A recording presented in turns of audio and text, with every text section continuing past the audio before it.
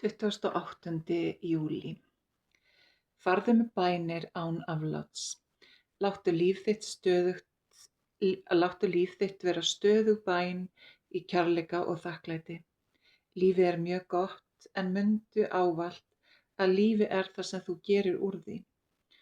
Ef þú ert neikvæður, dregur þú að þér neikvæðni og dökk ský leggjast yfir líf þitt og aðskilja þig frá hinu æðsta.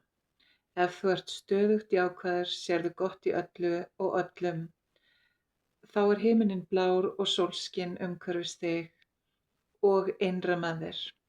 Fylltu líf þitt kærleika, trú, von og fullnægju. Lærðu að elska lífið, því þá er líf þitt stöðug bæn og þú biðst sannarlega fyrir án afláts. Bæn er innra samband þitt við mig, þegar við göngum og tölum saman eins og við gerðum í byrjun. Bæn er fæða andans, næring sálarinnar. Hún er djúp, innri þörf sérhverrar sálar. Findu þessa innri þörf og svaraðu henni.